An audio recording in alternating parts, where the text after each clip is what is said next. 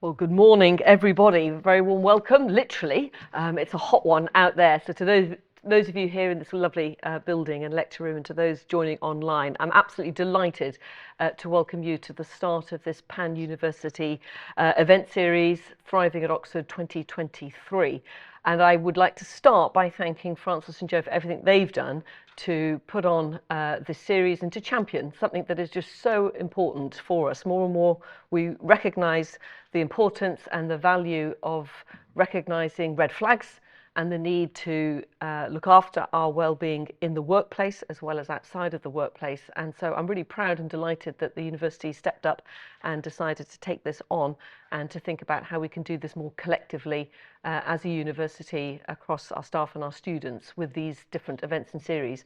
I really encourage you all, in whatever role you have to play within the collegiate university, to not only take advantage of the series and what it has to offer, but to really get involved and to again put forward ideas, to pilot different schemes. This is going to be something that just will and should become absolutely part of our DNA and core to how we think and how we work, that this is a very important element of what makes the university a wonderful place to come and work, and that we can all thrive here, not just in terms of what we're doing in terms of our day job about teaching and research, but also in terms of our own satisfaction and our own sense of well-being. So it's absolutely fantastic that we've got this series. I'm really thrilled that we have an outstanding keynote lecturer this morning. I actually met Professor Jan-Emmanuel De Neve, his full name, at a dinner at Harris Manchester, where he is vice principal, and he was telling me just early in my tenure at the beginning of the year about the work that he is doing. And of course it resonated with me, not just in terms of my passion and belief that this is something important that we should be doing more about and talking more about and supporting our staff with, but also there's just amazing research to be done. And obviously as a neuroscientist, where I know as a brain scientist just the importance of well-being on brain health and its nourishment, it's wonderful to see the amazing research actually that's going on in this university. So there's many reasons why we should be celebrating this.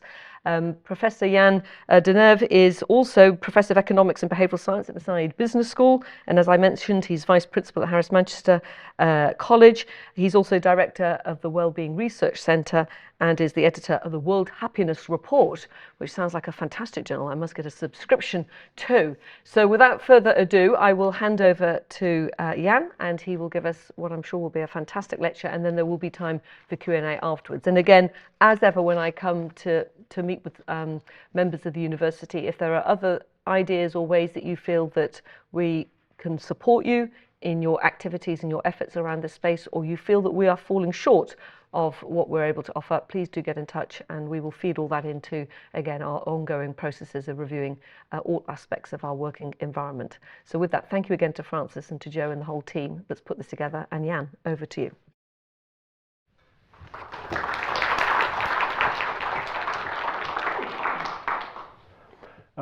Thank you, Professor Tracy. Thank you to the whole Wellbeing Programme Board team at the university, and it's just wonderful to be here and to have the opportunity to lay out some of the research that's coming out of what we're learning from the world's largest study on workplace well-being. I want to say first and foremost, we have our Wellbeing Research Centre at Harris Manchester College, and we're so keen to try and support the collegiate university with all its efforts in both surveying, whether it's a staff experience survey or anything else that you're rolling out. We will try and do walk the walk and talk walk the talk in terms of trying to help locally within the university from the research we do globally. At the Research Centre, we're about 15 people doing the empirical research on well-being from a very interdisciplinary angle. And while based at Harris Manchester College, we really serve the collegiate university and have fortnightly seminars that you're all welcome to join, and that draws in quite a few of the interdisciplinary scholars from different departments around the university each other week and well beyond as well. So we've become quite, I think, a hub for this kind of research, and I think that's just wonderful. Maybe one final word, which is that we develop big partnerships with people out there, and the work that you're about to see is only possible because of a major partnership with Indeed.com, which is the largest job search engine, and we have many other partnerships. I'm very pleased to see Mark is here with us today, who's a sponsor behind the HSBC Research Fellowship that we'll be announcing formally soon. And it's those partnerships that make possible really innovative, I think, research and help the university and us develop our research capacity. So thank you all very much for all of this. All right, let's get going. I've prepared quite a lot of material for you, but I'm going to go quite quickly through it because I also want to make sure that we've got enough time for Q&A. And so I'll try and rush through this material in about 30 minutes, and hopefully will inspire lots of interesting questions, both here or online. And I'll divvy up my remarks across 4 empirical questions. The first question is the one to try and get us all started, which is, well, how do we define and measure well-being, and specifically in the workplace? How do we measure it at a scale never seen before? To what extent are there drivers, and what's the relative importance of these drivers of workplace well-being, which is then obviously where the interventions can take place. Then a more sort of a businessy question, does any of this actually matter for productivity, attracting talent and retaining talent? And then finally, the most businessy question of all, but I'll go quite quickly over this because this is less relevant to the university, but is highly relevant out there, gets a lot of attention at the moment, is our most recent work where we then level up the individual pathways to performance into organizational performance, where we've, for the first time, have been able to match all of the major corporates, their stock market and financial performance to how people feel at work. So that's maybe a good segue into also starting about the first point about how we define and measure workplace well-being. I'm so pleased that Professor Tracy has a background in psychology and well-being as well, so hopefully this will resonate with her. So when we think about measuring well-being, well, let me first sort of try and define it. Philosophers have been trying to measure well-being, or what the good life is, for more than 2,000 years. So it's quite presumptuous of us to think that we've nailed a definition of what the good life or what happiness and well-being are. But there is a bit of a consensus, broadly construed, measure of well-being. It sits within sort of subjective well-being, because ultimately the ultimate judgment of how we feel or well-being is you yourself. So we have to go to you to ask whether you are happy. And that's what we do. And so the way we define well-being is essentially, in one sentence, how we feel at work and also how we feel about our work. And you'll see this as an interesting distinction between the experience of work and the thinking and the reflection or the evaluation of work. And then we operationalize this in questions. You'll see the 4 questions that we promote through our research and that we're actually capturing in the world's largest study, including from Oxford employees. And the 4 questions we're asking capture both the experience and the evaluation of work. So on the one hand, we've got experience, positive experience, such as I feel happy at work most of the time. Or we capture the negative experience, obviously reverse coded in our analyses, which would be, are you experiencing negative sources of stress at work? So that's the experience bit, and 2 questions covered. And then we've got 2 questions that are more about the evaluation of work. Are you content with your work? In other words, are you satisfied with your job? The job satisfaction item, well known to most people. And then one that is a bit more philosophical in nature and draws on virtuous behavior typically is, do you find your work to be worthwhile, purposeful? Which is, again, larger part of the evaluation. So these 4 questions sort of capture these angles of subjective well-being, how we feel at work as well as how we think about our work. The aficionados in the room or the online room will have realized that what we've done here is actually quite simply transpose a consensus in measuring general subjective well-being onto the workplace. So for example, the Office for National Statistics here in the United Kingdom since 2012 has been measuring 4 items to capture the population well-being. Guess what they are? Life satisfaction, not job satisfaction. Are you happy? Are you experiencing worry or stress? And do you find life worthwhile? Which we've translated as purpose, which makes more sense within the context of work. So there's this consensus emerging about how to operationalize subjective well-being, and that's what we've done at a scale never seen before.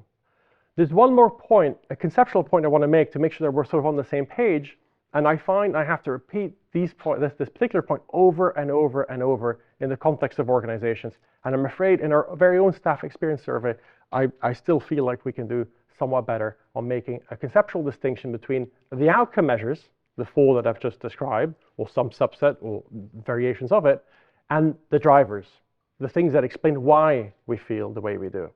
So there's how we feel, which is well-being, how we feel at work or about our work, And then there's why we feel the way we do, which is the drivers, if you will, the inputs and the outputs, the means to the end, and the end being well-being, and the means to get there, elements such as fair pay, flexibility, supportive managers, belonging, etc. We'll dive into those drivers later on, but from the get-go, I want to make sure that we have that conceptual clarity between outcomes and drivers. The reason why this is important, actually, this conceptual split, is for two reasons. For one, leaders like Professor Tracy need to get an overall sense of progress. And so they need a KPI, a key performance indicator, an overarching measure of how well-being at, say, the university is doing. And you can't do that if you've got 60 measures and you don't quite know what the ultimate criterion or the overarching measure is. The other reason for why this conceptual split is important, and you'll see it later on, is because, like, we're in an academic institution. You need something, a criterion to optimize on. You need something on the left-hand side of the equation and then stuff on the right-hand side of the equation. Most surveys that I've seen on engagement, staff experience, staff well-being tend to have nothing but X's on the right-hand side of the equation and don't have something that they can put on the left-hand side. The reason why this is important is that ultimately for HR officers or general managers or even the vice chancellor of the university, they'll need to know where to invest and prioritize their efforts to improve well-being of staff. You need a criterion to optimize against in order to have the relative importance of the weights on each one of these interventions. Otherwise, you're essentially shooting blind in terms of trying to intervene on where it matters most. This will become a lot more clear as we go through a driver analysis. All right, how do we do this at a scale never seen before? Well, you need extraordinary partners, and we found one in the form of Indeed.com, which the university also uses to recruit a lot of staff, actually. And it's a job search platform which gathers about 250 million people a month on its website. We are able to leverage that platform by nudging people to respond to questions, guess which ones, the 4 outcome measures of well-being that I've just proposed to you, as well as about 10 or 11 driver items that we'll dig into a bit more at a later stage. By now, it's really quite extraordinary, over 15 million people have responded to these measures from organizations around the world, but because it was launched about 3 years ago in the United States, we've got most data around the United States, but the second largest data sets are for Canada and the United Kingdom. And I'm about to show off some of the richness of the data, even already here in the United Kingdom, where we'll be able to compare Oxford to Cambridge and the other higher education institutions and much more. So it is the world's largest study of workplace well-being, and I'm excited to share some of the insights coming through. The first thing to note is, how are we doing at the University of Oxford? And I want to caveat that this is the crowdsourced data for the university.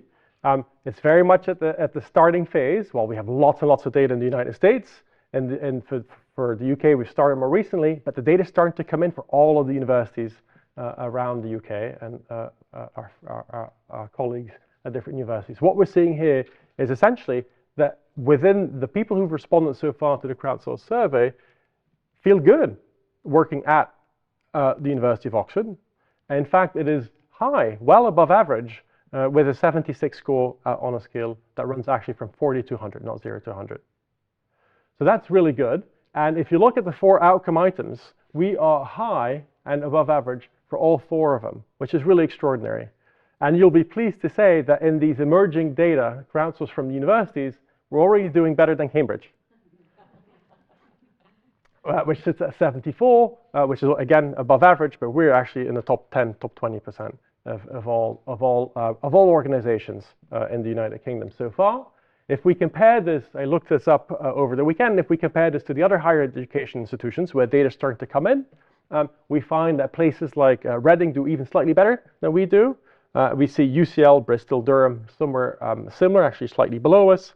Warwick, Imperial College London, Cardiff, Manchester, Coventry, Leicester, and Edinburgh, somewhat below us and below Cambridge in terms of the staff experience at work. So this is, you see the richness of these data coming through is that it allows us to compare because we've got the same exact measures being asked of people at different institutions.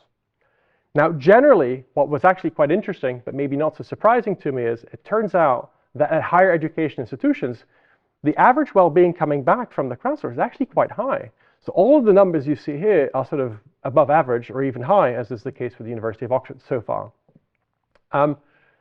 This is different So I then started digging a bit deeper and say, like, well, how is it for sort of comparable employers in our own region here in around Oxford?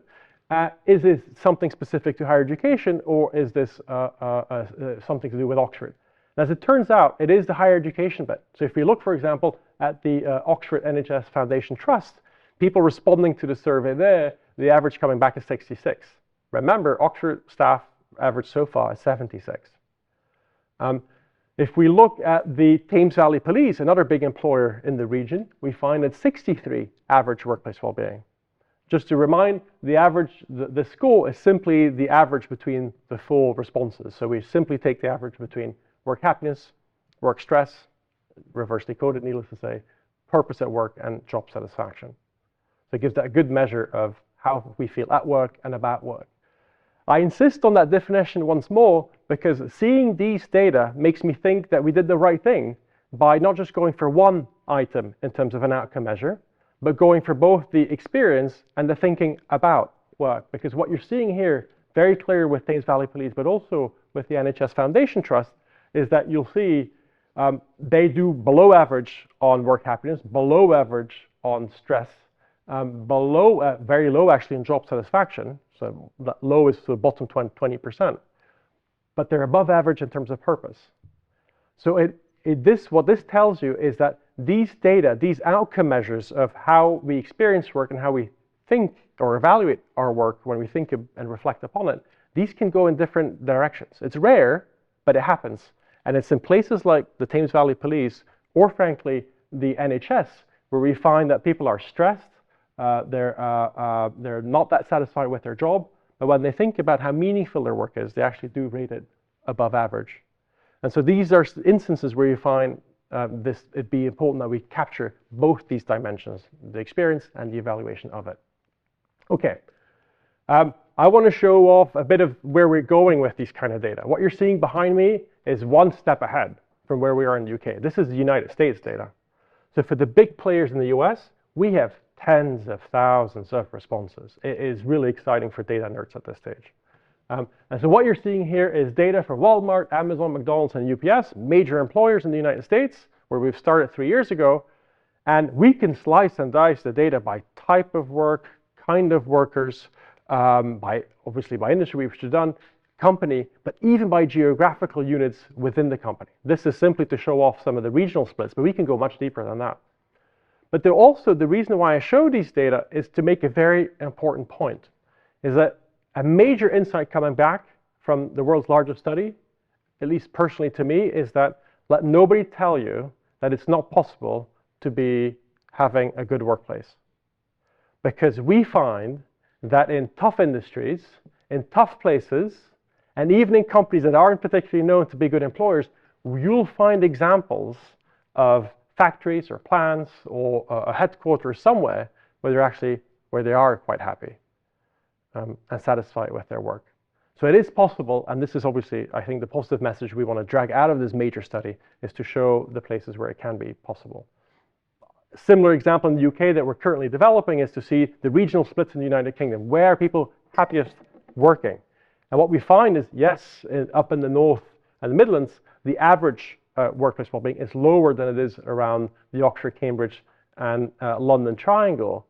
But we find good examples of workplaces even there. And so this is obviously a larger message to government and other policymakers that it is worthwhile investing in, especially to business leaders.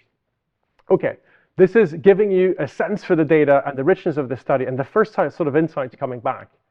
Let me now turn to the drivers, because now that we've defined it, we're starting to measure it at a scale never seen before. The question obviously becomes, well, what do we do? Because you can measure all you want, and that doesn't actually move the needle. And so this is what's obviously so amazing here at the university is we're sort of moving into that sphere of like, what can we do to really understand and ultimately drive workplace well-being to take us yet another notch up and become a wonderful place to work where people can thrive. Well, what are the drivers?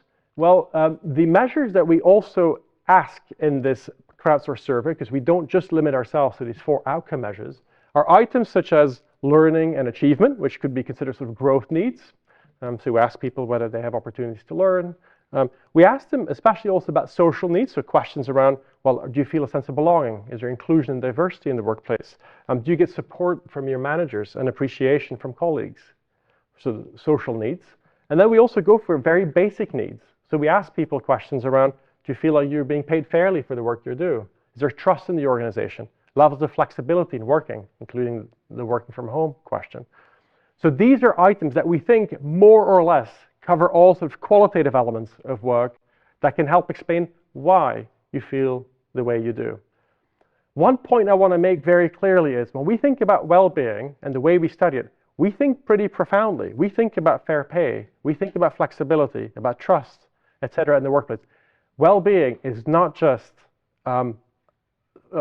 stuff around, say, yoga and mindfulness, which is all fantastic and doesn't hurt. But this goes a lot deeper. This is about the culture of the organization, people being paid fairly, etc. So this is a lot more structural, and this is also what we're capturing, and you'll see the importance of some of these items in driving how we feel at work. So again, the importance of conceptually splitting outcomes from drivers, and you'll see what that allows us to do. Well, it allows us to run driver analysis. You'll be pleased to know that Oxford does particularly well compared to our main benchmark, University of Cambridge, on all of these drivers. It's really extraordinary. So as I said, we're at 76 as the average work well-being score at the moment, given the number of responses that have come in, which is 2 points higher than our friends at Cambridge. But we do a lot better still when you look at these drivers that we're asking. So the people that respond to our survey also respond to these questions, and we find we're doing actually pretty well. Again, this is average into all industries. So this is not within the higher education industry, this is across all industries. So this compares us to the Thames Valley Police, this compares us to the mini plant, et cetera, et cetera. The fact of the matter is that we're all very privileged, I think, to be working at an amazing university like ours. And whether you're staff or faculty or at the collegiate level, there's a lot to be proud of what we do, and generally it's an amazing employer. That's not to say that there's pockets and there's room where it can be done better or more room for improvement. But so far, the results are suggesting that relative to all other jobs out there in the UK, it's a good place to be. And that's across the board, essentially, all of the drivers I just referred to. Now, if we had more time, but it's still worthy, I think, of a quick pause, is where do you think the emphasis should be? So if you look at these 10 or 11 driver items, where do you think for yourself or for your team or for the whole university, in the case of Professor Tracy, where do you think we should invest the most? What do you think is the biggest driver of workplace well-being amongst these items? And I'll share with you in a second the results of a survey where we asked people to rank order what they think is most important, and then the results of the actual driver analysis where we show what actually seems to be most strongly correlated with workplace well-being. And it overlaps a lot, but there's some differences as well. So if we had more time, we could have a discussion about what you think is most important for your own life, or own workplace well-being, or that of your team. But what we find is that when people rank order this, they do put compensation, being paid fairly, on top, flexibility, appreciation, the second and third. So when you ask people to state their preferences, that's what they think about first. Now, when you actually run the regression, the analysis to see what actually correlates most strongly with how people feel at work or about their work, what you find is that compensation is important, but it falls to the middle of the pack. The thing that sort of shoots to the top, that I think is the main message to bring out from these analyses, are actually the social needs. So when people think about it, they underestimate the importance of a sense of belonging, the quality of the ties they have to their colleagues. And yet that is seemingly, in the analyses, what comes out is most predictive of actually their score on workplace well-being as people report it themselves. So this is fascinating. And if you didn't put a sense of belonging and sort of social capital in the workspace as number one when you were thinking about it, you would be not alone, because in fact only 6% of people would put a sense of belonging on top. And I think this is important to note, is that these driver analyses also show us the ways in which our own intuitive thinking sometimes gets it wrong. So it's important to do proper data science to then allow the HR team, the Wellbeing Program Board, or the Vice Chancellor herself to think about, well, where do we invest our time and limited resources into trying to improve workplace well-being at Oxford and have people thrive, Well, if we just do it based on gut or our instincts, we're going to lose out on what actually is most important and what makes people thrive at the university. Obviously, we would need to do an analysis based on the staff experience survey or the crowdsourced data for the university to see what the driver analysis is. But having done this many, many times over for industries and large populations, over and over, we find that the social capital items, a sense of belonging, workplace culture, those things are underestimated and actually come way to the top when you run the analyses. So what do we actually mean? Because I know we're all thinking, well, sense of belonging, what the hell is that? Well, we ask people, what is a sense of belonging for you? And we ask them to sort of rank order their thinking around that item. And essentially, it comes down to feeling like my organization cares about me as a person, a human being. Having friends at work. And I want to emphasize this silly question, or what might come across like a silly question, having a friend at work. But when you go to our friends at Gallup, the major, probably the world's largest polling organization, they have the Gallup Q12 engagement survey. The item in the whole engagement survey that's most predictive of job quits and of job satisfaction more generally, guess which one it is? Having friends at work. You may or may not be familiar with this, but when I speak with HR officers, they often quip at this point and say, oh, sure, we know this well because people don't leave their jobs, they quit their managers. Let that sink in a little bit, because this study, our study, and all other data sets we've run this sort of regressions on, we always find this over and over again. Is people actually leave because they don't feel like they're being appreciated by people around them, don't have friends at work, and especially obviously the line manager relationship.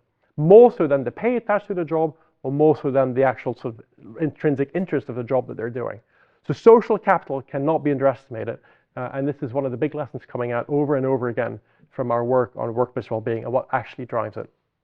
All right, I'm now going to move to, does any of this actually matter? Because at the very top of the university, we do care also about having people engaged and productive at work and doing the best they can to advance the mission of the university. So we do need to look also at the elements that are a bit more, I think, sort of businessy in the sense of, well, are people that feel better at work also more engaged and productive at work? That's the productivity angle. Are employers that are a good place to work attracting the talent from the region? And are they able to retain talent longer? So these are very basic individual behavioral items that I'm so pleased to say our team, we've now been able over the past decade, and this hasn't been done overnight, we've been able to contribute, I think, the first causal field evidence for these type of questions that would otherwise be quite intuitive to you, but have never actually been shown with causal evidence. And so let me start with the productivity angle. Us at the individual level is how we feel from one week to another, influencing how productive we are at work. The answer is an emphatic yes. And let me show you how we've gotten to that answer. It took another partnership, this time British Telecom, BT, and it took us 7 years to get to this study, which was finally published in Management Science last month. Goes to show how slow academia is. So the design of this study was 7 years ago.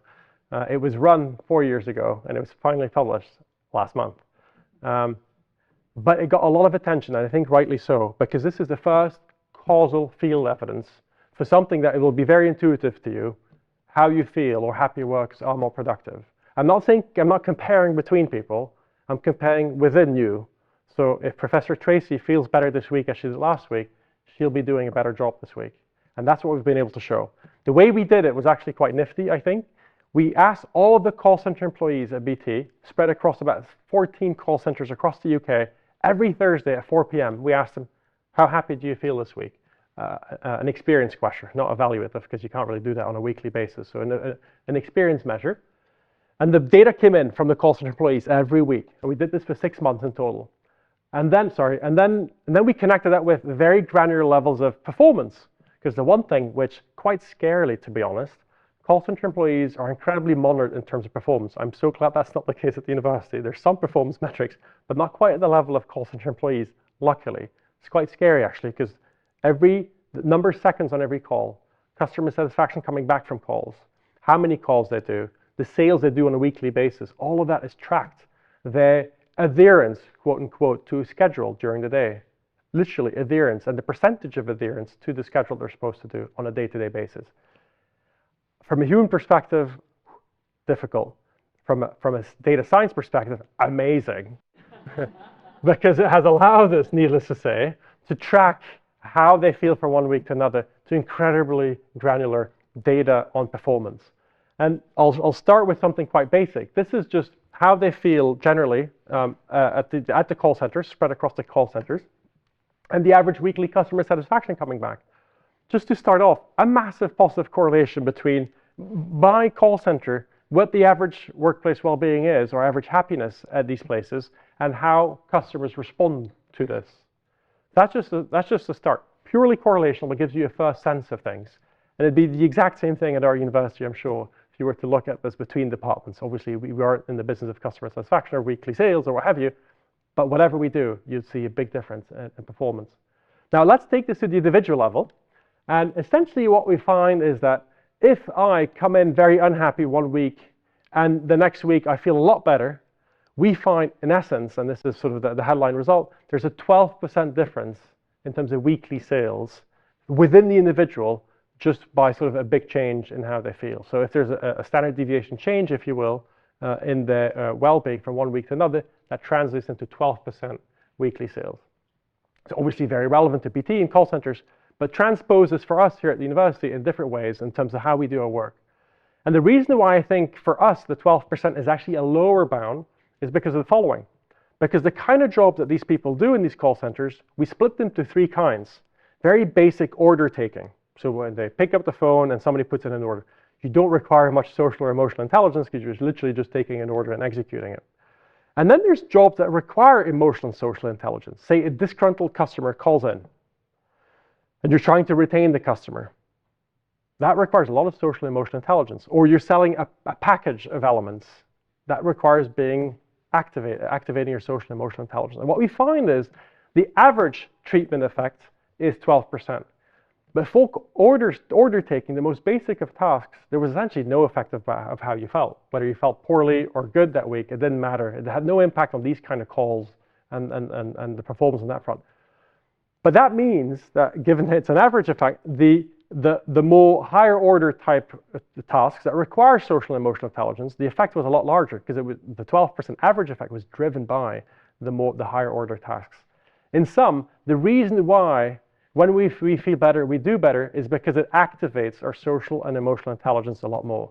So for people here at the university, I cannot underline enough how this could actually help.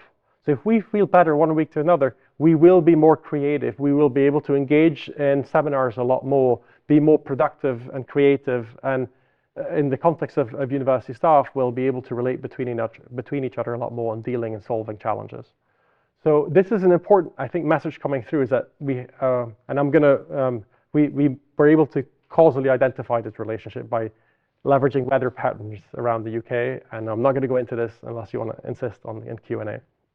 But this was quite exciting and is also the reason why it took so long for the study to be published, to try and get to causal identification for the first time. The second channel I want to briefly mention is the one on recruitment.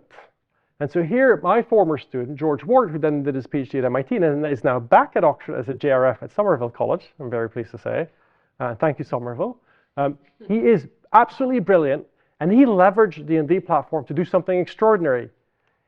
He randomized 24 million, I repeat, million job seekers into either seeing job company descriptions without work well-being scores, and the other half randomly assigned got to see them with workplace well-being scores.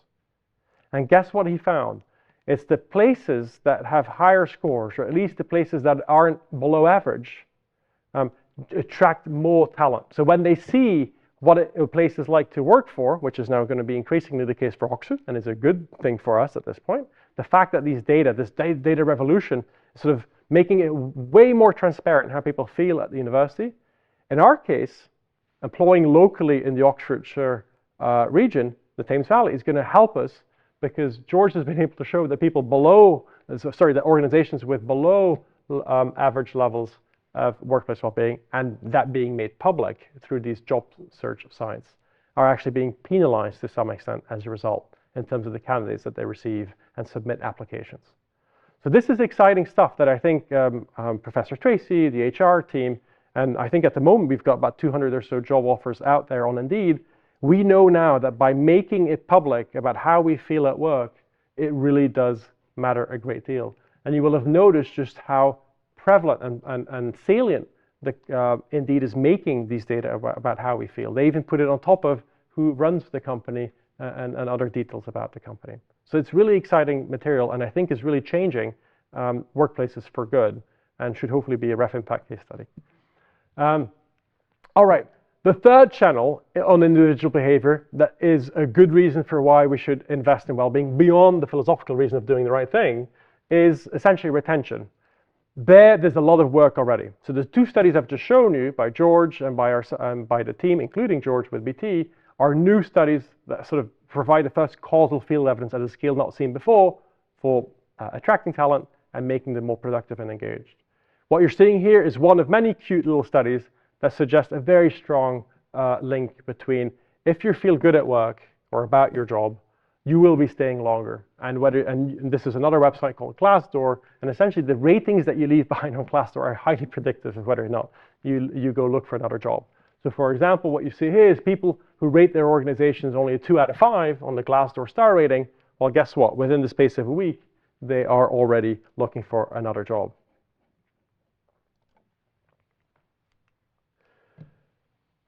As you're seeing, because of all of this research on workplace well-being, we're starting to get a really good grasp or sort of a model, an approach to thinking about workplace well-being more generally.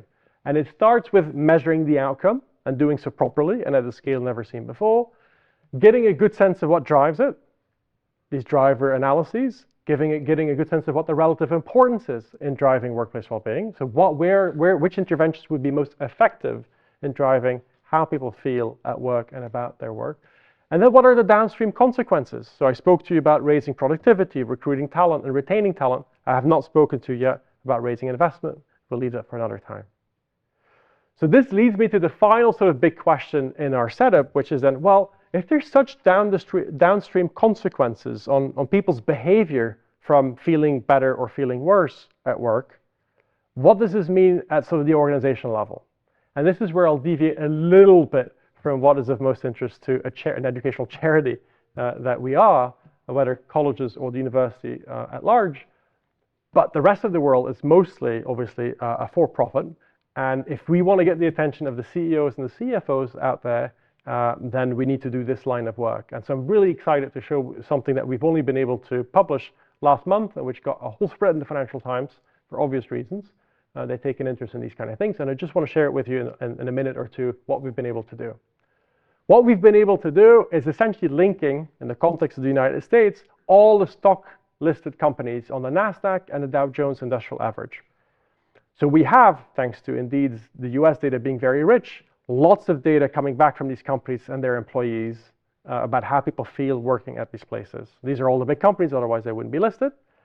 The other nice thing about being a listed company is there's systematic performance metrics. So they have to put in these quarterly reports about their firm value, their return on assets, the gross profitability coming back, because that's what the investor community obviously looks at.